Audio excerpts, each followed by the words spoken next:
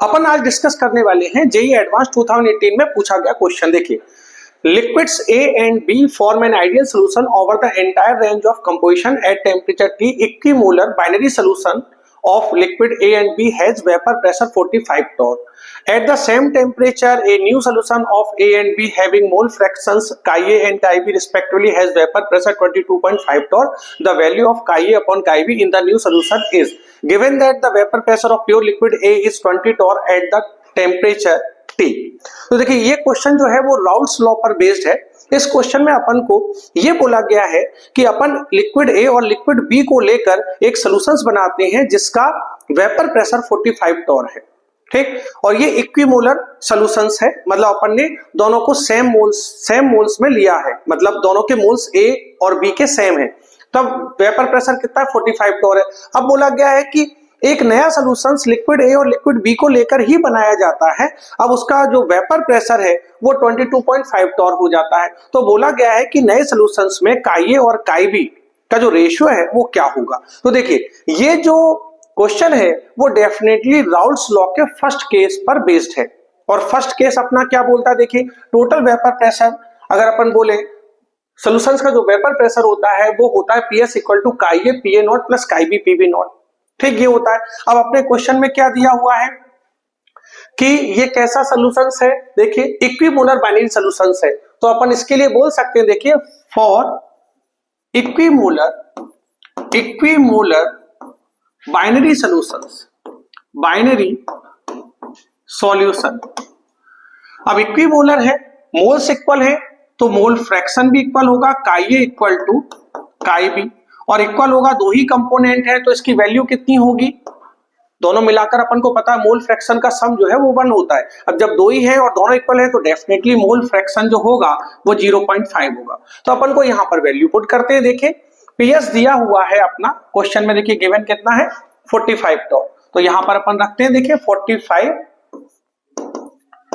अब देखिए काई ए ये तो गिवन है 0.5, और देखिए PA नॉट प्योर स्टेट में जो वेपर प्रेशर है लिक्विड ए का वो भी गिवन है 20 टॉर, तो यहां पर अपन रखते हैं, देखिए 20 प्लस काई बी ये अपन ने अभी निकाला दिया हुआ है, देखिए 0.5, और PB नॉट अगर अपन बात करें तो ये अपन को नहीं पता है PB नॉट। तो देखिए अपन इसको सॉल्व करते हैं, 45 इक्वल ये हो जाएगा 10 प्लस 0.5 PB नॉट। अब देखते हैं, देखिए ये हो जाएगा 0.5 PB नॉट इक्वल 45 माइनस 10, ये हो जाएगा 0.5 PB नॉट इक्वल 35। तो PB नॉट इक्वल आ जाएगा, देखिए PB नॉट इक्वल आ जाएगा 35 डिवाइड बाई 0.5 मीन्स 70 टॉर। अब ये अपन ने प्योर स्टेट में ये क्या आया है कि भाई प्योर स्टेट में लिक्विड बी का वेपर प्रेशर 70 टॉर है, ठीक। अब उस पे कंडीशन इस क्वेश्चन में क्या दी गई है कि अपन लिक्विड ए और लिक्विड बी को लेकर एक नया सॉल्यूशन तैयार करते हैं जिसका टोटल वेपर प्रेशर 22.5 टॉर है। तो जो नया सॉल्यूशन तैयार किया उसमें काई और काई बी का अपन बोल सकते हैं कि कंसंट्रेशन क्या होगा। तो देखिए अपन इसको आगे सॉल्व करते हैं इसी कंडीशन के अकॉर्डिंग। तो अकॉर्डिंग टू द क्वेश्चन, देखिए अकॉर्डिंग टू द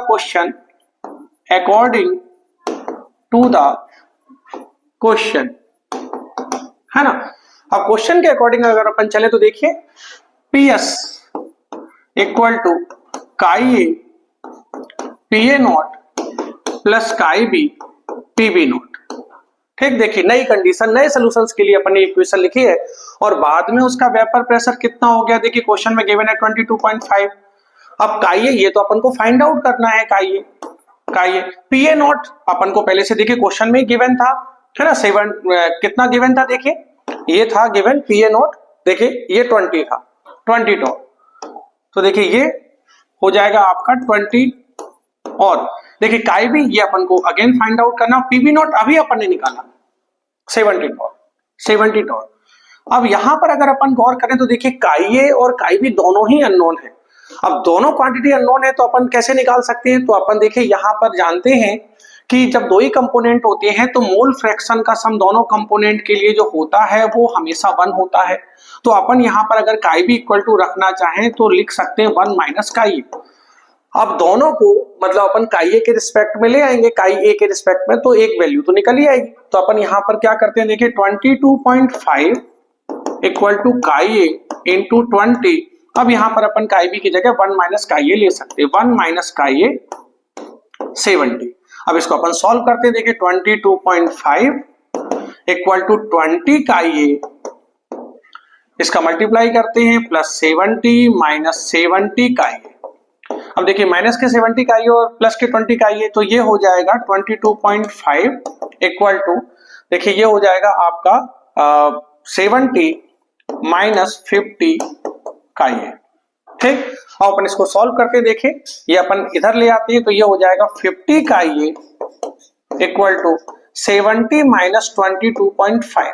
ठीक, अब देखिए ये हो जाएगा 50 का आइए इक्वल टू 70 माइनस 22.5। तो अपन इसको बहुत आसानी से देखिए सॉल्व कर सकते हैं। 70 माइनस 22.5 ये हो जाएगा 47.5। तो काई इक्वल टू क्या हो जाएगा, देखिए काई इक्वल हो जाएगा 47.5 डिवाइड बाई 50, और ये काई आ रहा है अपन देख सकते हैं 47.5 डिवाइड बाई 50, ये आ रहा है 0.95। काई आ गया 0.95, तो डेफिनेटली काई भी इक्वल टू क्या आ जाएगा 1 माइनस काई, तो 1 माइनस 0.95, तो ये कितना आ जाएगा अपना, ये आ जाएगा अपना 0.05। काई भी आ गया 0.05। अब अपन से रेशियो पूछा था, तो देखिए बिल्कुल आसान, काई ए अपॉन काई बी का रेशियो पूछा है। देखिए क्या हो जाएगा, काई ए है अपना 0.95 और काई बी है अपना 0.05। तो अपन रेशियो निकाल सकते हैं, देखिए 0.95 डिवाइड बाई 0.05, एग्जैक्टली आंसर आ रहा है 90।